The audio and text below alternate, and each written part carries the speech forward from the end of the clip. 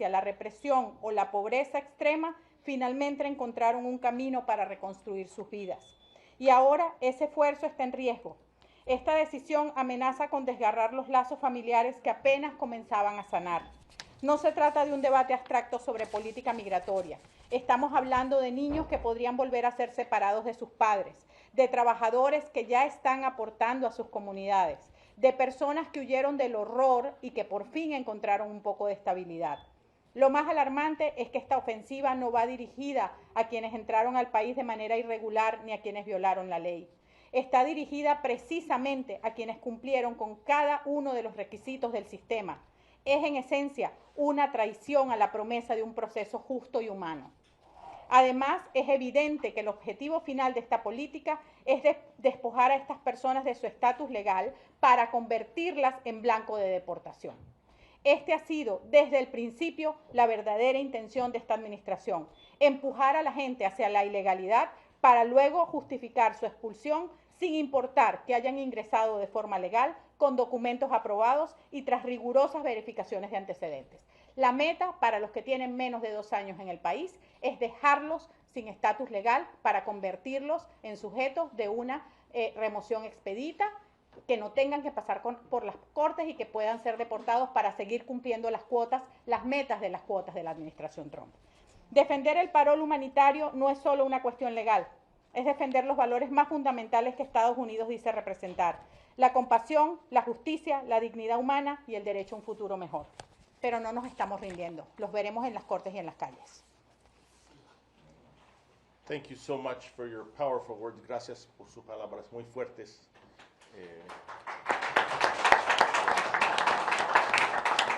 And we're so happy to be unified here. You're going to hear the words unity. And here at the Family Action Network movement, we have always been about unity. This space has been a space bringing people together. And we're so happy for the Family Action Network movement members, employees, and board members. And we'd like to give a special salute to our board member, Marilyn Lieberman, of course. And we want to say thank you for all the role that you've played. So we're going to move it on to Yarelis Mendez Zamora. We have many is in the room.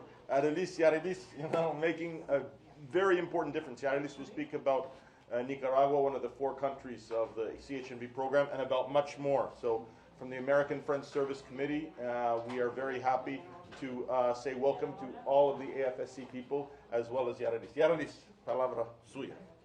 Thank you. Hello, everybody. My name is Yarelis, and I serve as the policy coordinator for American Friends Service Committee.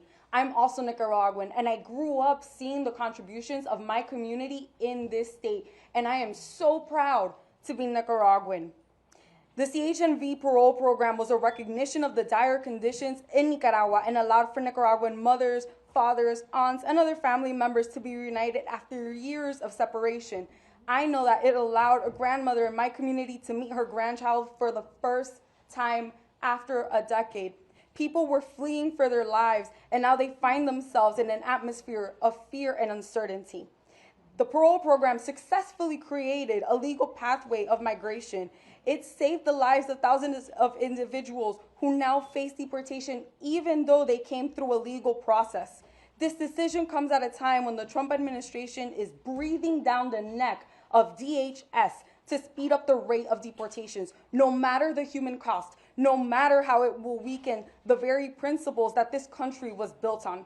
We are seeing violations of due process, disparate people being taken from the courts, and confusion. This is an order that will have vast and undeniable consequences in our communities. We are already seeing people disappear, and they will continue to disappear because of this order. Nicaraguans were the most unprotected of the CHNV program, with extremely limited ways to regularize their status. Nicaragua is always forgotten. It's always left behind because they say that we are a small, poor nation. And again, this program recognized the fact that we exist, recognized the fact that we needed protections. We have a story that also deserves to be told. Ahora lo voy a decir en español. Mi nombre es Yarelis y yo soy la coordinadora de política para AFSC. Soy hija de padres nicaragüenses y yo crecí aquí en la Florida viendo las contribuciones de mi comunidad. Yo soy orgullosa de ser nicaragüense. Nicaragua es un país que generalmente no se habla de, porque somos un país pequeño y pobre y que varios piensan que nosotros no tenemos historia, pero sí las tenemos y estamos aquí. El programa de Parole creó una vía legal para los nicaragüenses y ahora otra vez nos quedamos sin protecciones. Nosotros somos la comunidad más vulnerable, especialmente porque no tenemos casi otras vías para poder regularizar nuestro estatus. El programa ayudó a madres, padres y familias nicas a ser reunidas después de años de separación. Esta decisión va a devastar a nuestras comunidades. Hay que reconocer que las condiciones en Nicaragua son brutales. También hay una dictadura, también hay represión. Y esta decisión viene a un tiempo donde la administración quiere apurar las deportaciones de nuestros familiares. A ellos no les importa que estas son nuestras mamás, nuestros papás. A ellos no les importa, hay que tener eso bien claro. No les importa que están machucando el debido proceso y los otros principios que este país supuestamente tiene. Hay que tener justicia. Gracias.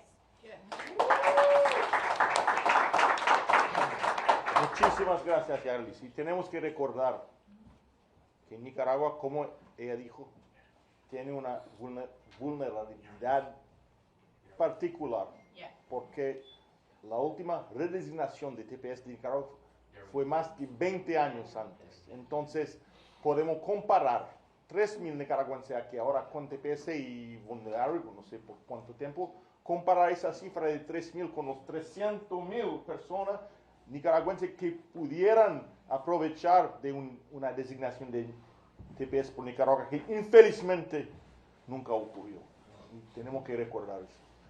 We are very happy to speak also about the fourth country in the CHNV quadrant, and that, of course, is Cuba. And we have some very, very, very special guests today from Cuba. We have Ana Sofia Peláez of the Miami Freedom Project, who also will be introducing a few of her close colleagues from the Cuban American Women Supporting Democracy. So please, the floor is yours, Señora Peláez. Thank you all for being here. The U.S. Supreme Court allowed the Trump administration to end the CHNV humanitarian program, which had granted temporary legal status to over 530,000 immigrants from migrants from Cuba, Haiti, Nicaragua, and Venezuela. This move affects many living in Florida and could lead to mass deportations, with the DHS providing only a 30-day wind-down period. Work permits and legal protections on the program will be revoked, leaving many migrants at risk of becoming undocumented. This is particularly the case for immigrants who have not applied for asylum, TPS, or another legal status. My name is Ana Sofia Peláez. I'm the executive director of Miami Freedom Project and the daughter of a Cuban who came here via Pedro Pan. Forcing Cubans who have applied and received parole to return to Cuba now would be a moral failure. The island is suffering under repressive dictatorship where political dissent is met with imprisonment, tortured, and forced exile. Thousands of Cubans have been arrested for protesting, and the government continues to silence opposition through surveillance, harassment, and brutality. Meanwhile, the country is in the economic freefall with severe shortages of food, medicine, and basic necessities, pushing many to the brink of survival. The U.S. has historically been a beacon of refuge for those fleeing communist regimes. The Supreme Court ruling is a dangerous betrayal. It puts over 500,000 immigrants at immediate risk of deportation, detention, and family separation. People who built their lives here under legal protection. The court ignored legal precedent and human dignity, choosing to enable cruelty over justice. This ruling will be remembered as a disgraceful stain on our national conscience. As a proud Miami-born daughter and granddaughter of Cubans who found refuge in the early 1960s, I understand that each new wave of Cuban exile challenges us to find new ways to support and understand each other. Whether it was the freedom flights, Mariel, the rafter crisis of the 1990s, of those who have come since July 11th, and via the CHNV program. What we have never denied each other was the opportunity to find a better life. To abandon Cubans seeking freedom now, as others have before them, would be a grave injustice. We cannot abandon them now. Now in Spanish. Buenos días, me llamo Ana Sofia Peláez, soy la directora ejecutiva de Miami Freedom Project y una hija de una refugiada del programa Pedro Pan. Obligar a los cubanos que han solicitado y recibido el parole humanitario a regresar a Cuba ahora sería un fracaso moral. La isla sufre una dictadura represiva, donde la disidencia política se enfrenta con prisión, tortura y exilio forzado. Miles de cubanos han sido arrestados por protestar y el gobierno continúa silenciando a la oposición mediante diligencia, acoso y brutalidad. Mientras tanto, el país se encuentra en una crisis económica, con una grave escasez de alimentos, medicamentos y productos de primera necesidad, lo que lleva a muchos al borde de la supervivencia. Estados Unidos ha sido históricamente un faro de refugio para quienes huyen de los regímenes comunistas. El fallo de la Corte Suprema es una traición peligrosa. Pone a más de 500,000 de inmigrantes en riesgo inmediato de deportación, detención y separación familiar. Personas que construyeron sus vidas aquí bajo protección legal.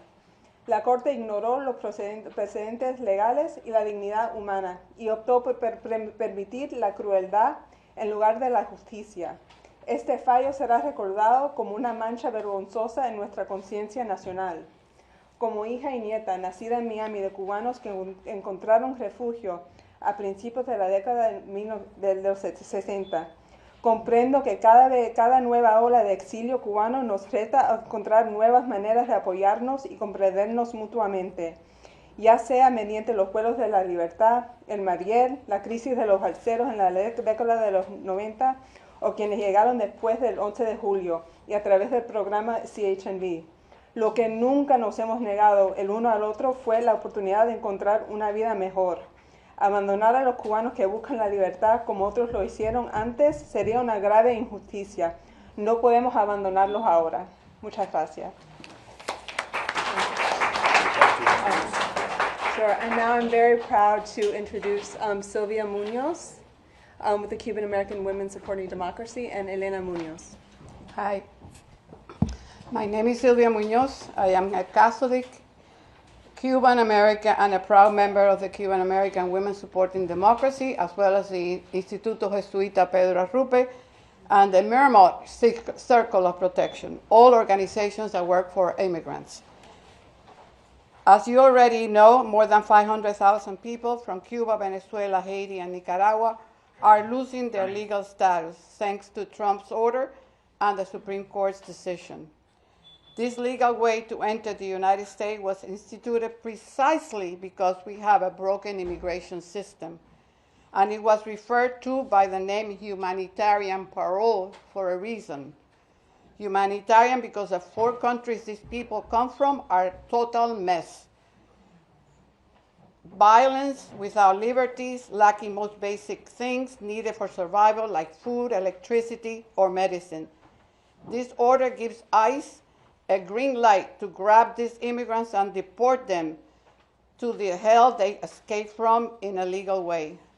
As a Cuban American who was welcome and allowed to thrive in this country, I condemn this action by the President and ask all people of goodwill, especially Republicans who believe Trump's promise to deport immigrants did not include their loved ones, to raise your voices in protest and this total disregard for human life.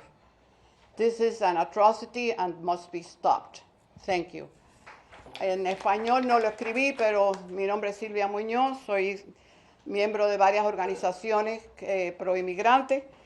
Nada más que quería decirles que el humanitarian parole tiene un nombre, humanitarian, por a reason, por una razón, y es que los 4 países que representan esta orden están en total trágica situación, que no pueden vivir así, sin electricidad, sin comida, sin medicina y por supuesto sin libertad. Les exhorto sobre todo a todos los compañeros cubanoamericanos que ciegamente votaron por este gobierno pensando que sus familiares queridos no iban a ser deportados porque no estaban entre los criminales, que alcen su voz con nosotros para parar esta atrocidad que está pasando hoy. Gracias. We would like to announce with... What do you see? Okay, please turn off your phones, please. Thank you. Hi, my name is Elena Munoz. I've been working for the past 8 years with immigrants, so I know all kind of situations, every one of them, especially my Cuban friends. And no, I wrote this in Spanish, but if you don't mind, I'm going to say it in Spanish first, and then I'll go to English, because I didn't write it in English because I thought I had to say it in Spanish. No solo el Tribunal Supremo dictaminó inmune al presidente Trump de responsabilidad penal por sus actos oficiales, básicamente poniéndolo sobre la ley, encima de la ley, sino ahora nos ha dado el toque de gracia, permitiendo al presidente a proceder en su plan de determinar la protección que tiene un gran número de inmigrantes a través del programa Libertad Condicional, conocida como Parole. Los cubanos, haitianos, nicaragüenses y venezolanos. Estos tienen serias consecuencias para los 530,000 personas en esta situación. Aunque la sentencia afecta directamente a los mencionados, puede tener consecuencias para otros 500,000 de personas a los que se permitió entrar a Estados Unidos en virtud de la misma disposición de la libertad condicional, entre ellos los ucranianos, afganos y niños de Centroamérica. Estas políticas no son más que un intento de obtener poder político. El Tribunal Supremo era nuestra esperanza para poner control a las ambiciones desmedidas de este presidente, pero nos ha fallado. Estas personas a las que se les ha otorgado el parol no han entrado ilegalmente, ya lo han dicho. El parol ha sido aprobado caso por caso y ha estado sujeto a una revisión de antecedentes penales, background check, y a tener un patrocinador con los medios económicos para hacerse cargo del inmigrante. En resumen, estos inmigrantes han cumplido con las leyes y ahora se ven en peligro de deportación a los países de los que huyeron o a países terceros a donde no conocen a nadie. El programa del Parole no fue algo nuevo como Biden. Se le culpa a Biden y a los inmigrantes de todo lo que pasa en el país. Otros presidentes han otorgado Parole. Eisenhower ofreció Parole a 31,000 húngaros huyendo persecución. Kennedy a 107,000 cubanos a raíz de la revolución comunista. Ford 330,000 entre de Vietnam, Camboya y Laos. Y miles de iraníes y ahora últimamente Biden a los CHNV, que ya sabemos quiénes son. Now, I'm trying to say it in English. So not only the Supreme Court let President Trump not be responsible for his official acts, basically putting him above the law. Now, they went even further, permitting the president to proceed with the plan of the parole to the mentioned Cuba, Haiti, Nicaragua, and Venezuela. This has serious consequences for the 530,000 people in this situation. Although the sentence affects directly these mentioned people, it could have consequences for another 500,000 that were permitted to enter in the United States bajo el parole, under this parole program, among them Ukrainians, Afghans, and children from Central America. These policies, they're not more than an intent to obtain political power. The Supreme Court was our hope for to put some control to the ambition of this president, but they haven't done so. These people that enter have been given parole. They haven't entered illegally. The parole has been approved case by case after a background check y to having a sponsor with the economic means to care for the person. In this immigrant have followed the rules, the laws. Now they are in danger of being deported to the countries from where they fled, yeah, or to the third country that they don't even know exists.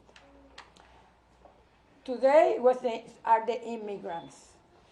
Tomorrow could be any one of us. Like we have seen, I'm not necessarily deported, but we have seen how it happened with other people that don't have the same opinion as the president or that he defines as the enemy. We have seen in the lawyers' organization and other people that have been under attack. These policies of the president, followed by his followers, open the door for abuse of power and the racial profiling, the excessive policing, especially in communities of color. The Parole program is not something new with Biden, which he's been blamed for everything that happens in the country. Other presidents have granted parole. For example, Eisenhower offered parole to 31,000 Hungarians fleeing persecution. Kennedy, 107,000 Cubans right after the Communist Revolution. Ford, 330,000 from Vietnam, Cambodia, Laos, and thousands of Iranians,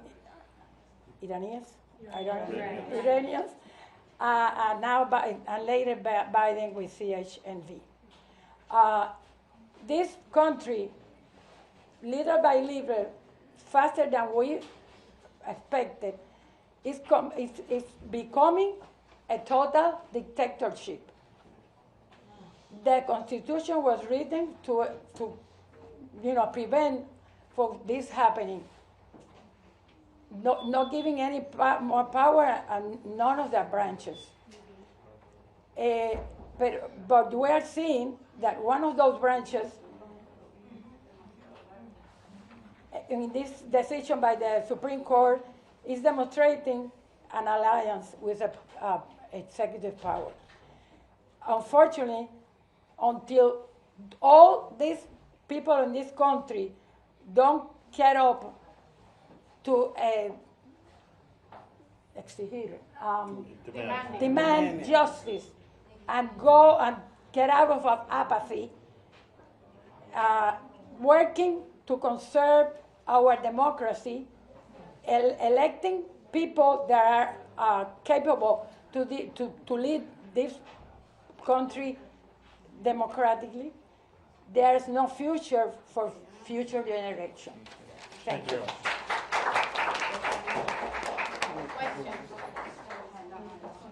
You have 3 more speakers. So we have 3 more speakers, which we'll be hearing from right away, but we're just going to give a very quick summary in English and in Creole about what some of the themes that we've heard. This is not about Democrats or Republicans or any political affiliation. This is about people of all belief systems, all ideologies coming together. And I'm sure that in this room here, there were probably people who had different paths to get to where we are today. But today, we are here to say that immigrant lives matter, that it is completely unacceptable what is happening.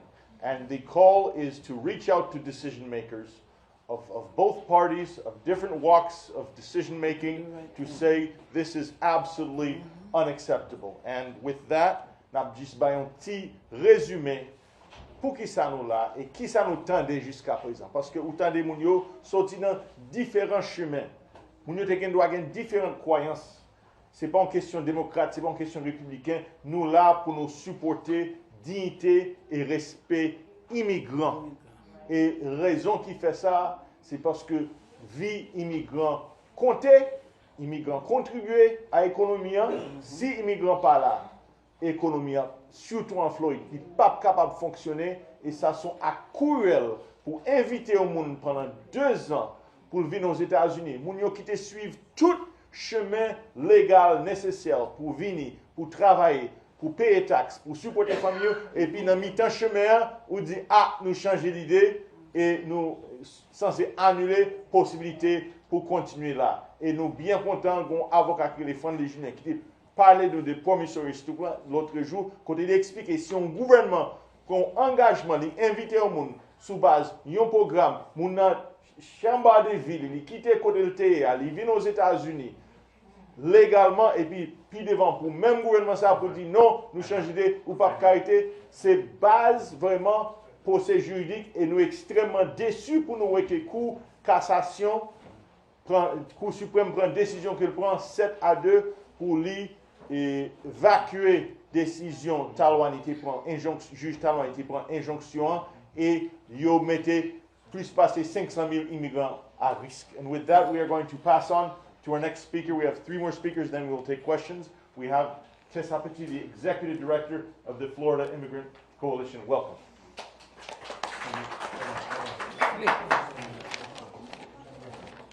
Good afternoon, everyone. I'm Tessa Petit, Haitian immigrant, Haitian born, very well aware of what members of the Haitian community would face going back to Haiti. I'm also here as an advocate for immigrant rights. I've been doing this work for a while now. And I realize that the logical and sensible messages fall into deaf ears. you have heard from speakers the legality of the decision, the cruelty of the decision, all the messages that should make sense to the administration. But that would be if we were talking to sensible people. I have realized that while we are trying to be politically correct, lives are being torn apart. So here are some realities.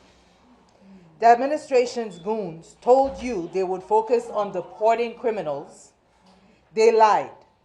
Instead, they're deporting innocent people, separating families, traumatizing children.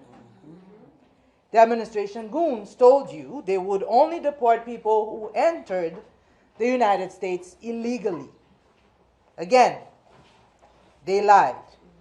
Instead, they're detaining U.S. citizens, they're detaining long-term legal permanent residents, and now those same goons are adding people who are invited to come to this country to their long list of praise. And yes, I call them praise.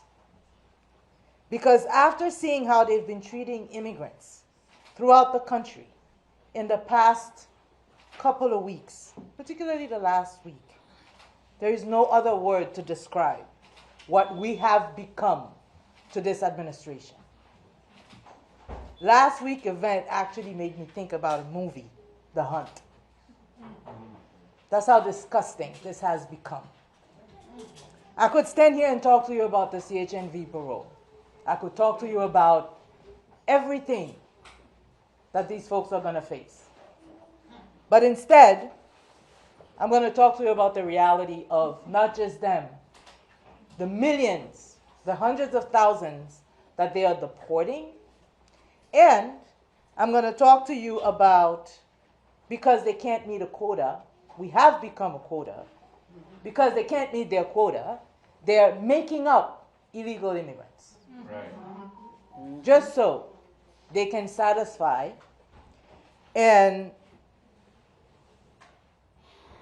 inhumane need to exercise racism, xenophobia, and white supremacy by people who have the power to do it.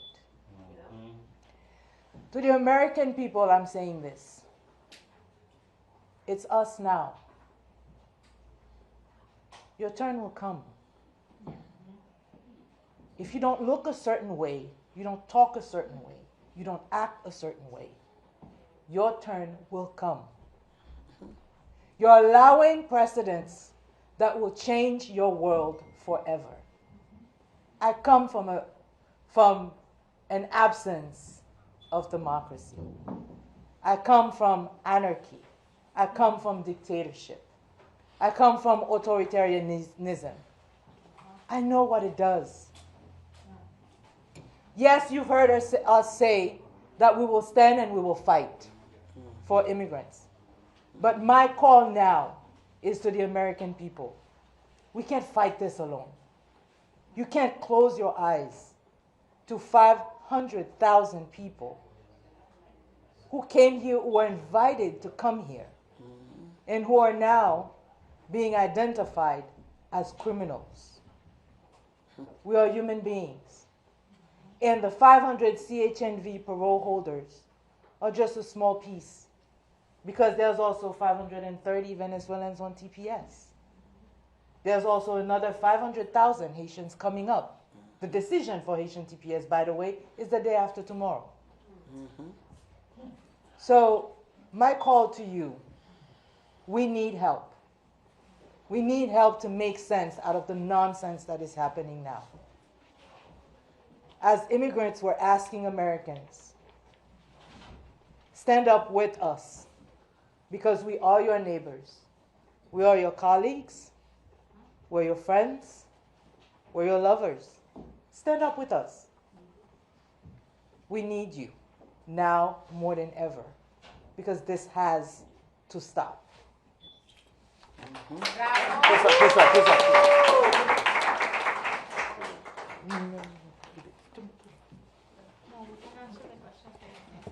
Bon, rapidement,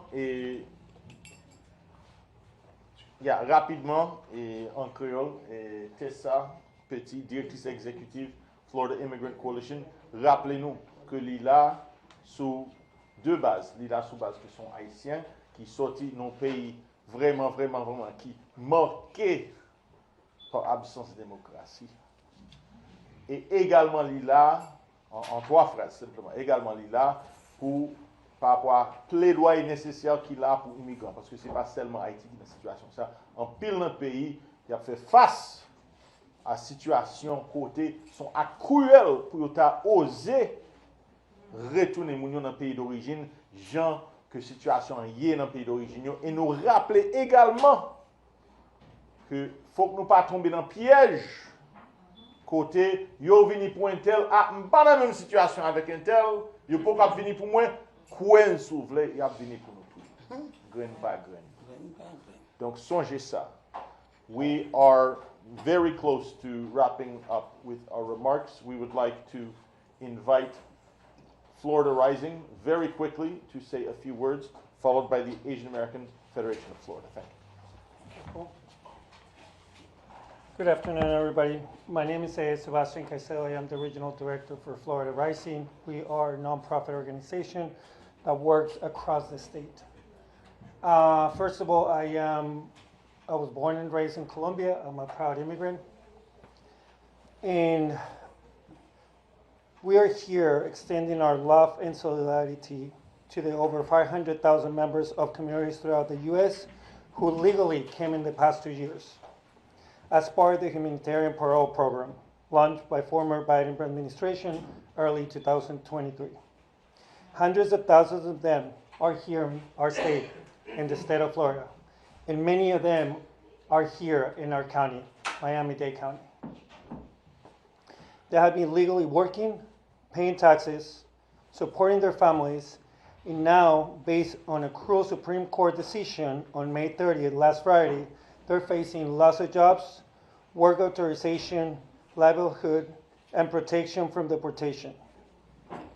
With compassion in our hearts and understanding of the critical role that immigrants play in the Florida economy, we will engage in all levels of decision making to reserve this heartless act.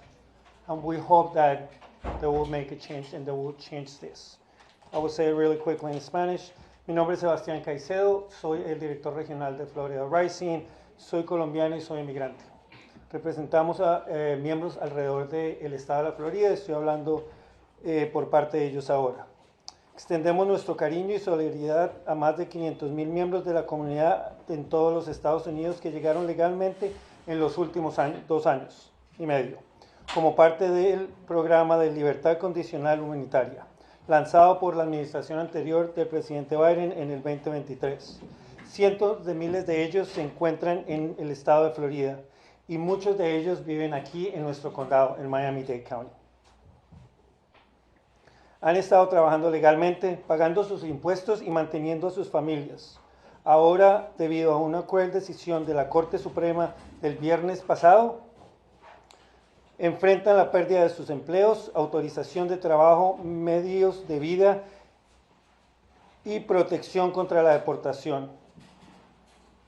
Con compasión en nuestros corazones entendemos el papel crucial que desempeñan los inmigrantes en la economía del estado de la Florida. Involucraremos a todos los niveles que toman decisiones para revertir este acto despiadado. Gracias. Thank you. And before we introduce our last speaker, we just want to say that we realize because of the media cycles, we want to be respectful of that, and we realize that some of the journalists have to be moving on. And so if in terms of the Q&A, if maybe you want to do some one-on-ones, that might be more effective in terms of how we're going to go forward with this. Winnie Tong of the Asian American Federation of Florida. And we'll be wrapping up very, very shortly. Good day, everybody, and my name is Winnie Tang. I'm the Vice President of Asian American Federation of Florida, and which is a statewide organization, and we are also one of the affiliates of the 5 civil rights national Asian American organization in Washington, D.C. And we just think about the decision is to terminating the TPS designation for Haiti is yet another in a long line of attacking on immigrant communities. Stripping more than 55,000 Haitians of temporary status and work authorization will result in family separations and hardship and benefits to no one. And one thing that I want to highlight is like a lot of things we talk about in non-Asian communities. And personally, I know in Florida, we have some of the Chinese have been here for so many years, have a green card, but they also got detained by the ICE. And those cases, I don't think that many people really think about it, hear about it, because those one is not even, we talk about temporary TPS. We talk about those one having a green card. And one of the cases, someone who went to the motor vehicle to renewing the driver license. 2 days later, the ICE is waiting in their driveway to pick up the father. And the whole family is a citizen except the father, have about over 20 years of green cards. So those kind of cases have been happening around the country. This is only in the neighborhood in our communities. So we're really urging the Congress to must act right now to providing a permanent solution of these families and all other recipients of the TPS from the past and the present. And including those people from Nepal, Syria, Yemen, El Salvador, Honduras, Nicaragua, Sudan, South Sudan, as well as Haitian. We urge the House of the Representatives and Senator to join the bills in Congress to provide relief for these people with the TPS.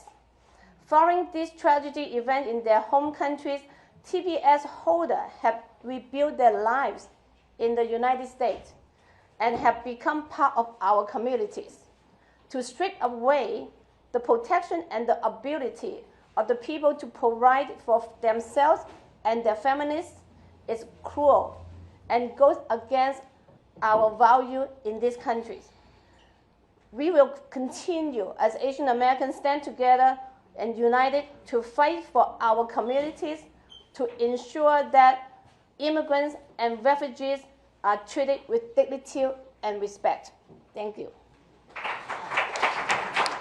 And we want to conclude this press conference with 3 very quick announcements. Haiti is coming up for the TPS redesignation, extension, or termination decision.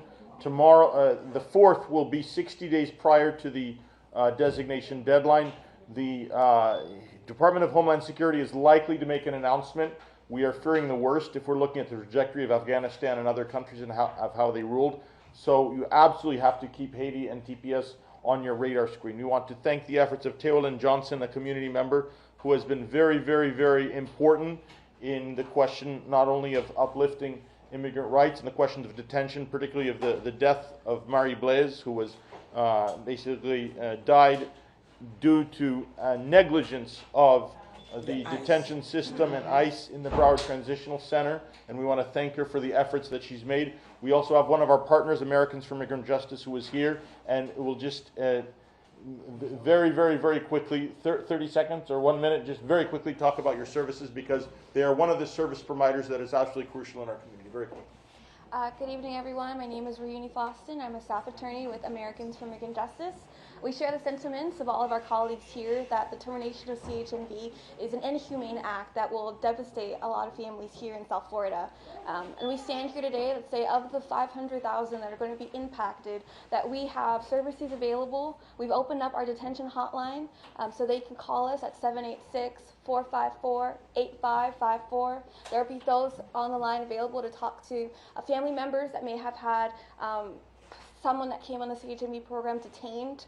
They can call us, that we can be able to do consultations for them in the detention centers, as well as on Tuesdays and Thursdays from 9 a.m. to 1 p.m. we have our family defense program that has virtual walk-ins. So family members can call us during that time period. The number is 305-573-1106.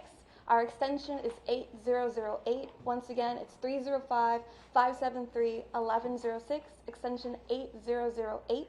Family members can contact us there, and we can do legal consultations for any individuals that call us during that 9 a.m. to 1 p.m. time frame.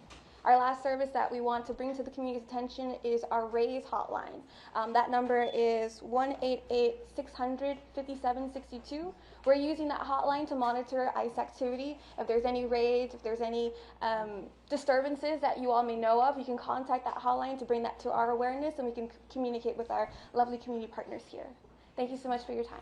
Thank you very much, and we want to recognize AIJ's role in the community, and their executive director at the Catalyst Summit last Saturday gave a very important talk about the dangers of the encroachment on immigrant rights. We also want to reach out to Keon Hardeman's office, Commissioner District 3, and Yannick Jolicoeur, who's been a long-time member of the community and a leader with VEU and other organizations. We're very happy that Commissioner Hardeman's office could be with us. And with that, yes, the Immigration Summit is June 20th and 21st. It's a two-day event at the Little Haiti Cultural Center. We have some flyers which we can give to each of the media organs who are here. This is a time to uplift immigrant dignity, immigrant rights, particularly people who are going through a lot of difficulty. We are not having direct impacted parties speak at this press conference today because of the dangers that they are in right now for speaking out. But we are here, we are uplifting their situation, and we really want to make sure on June 20th and 21st that every media organ who is here in the room is aware that summit is happening. It's about protecting immigrant lives, and clearly the stakes could not be higher right now, and that's happening in just over 2 weeks. So thank you so much for attending, and if you would like to ask individual questions of any of the panel members here, people are available. Sir? Yeah. That's it. That's it? No questions? Yeah, we did. Yeah. No, one-on-one. You can just... One-on-one. Paul. Yeah.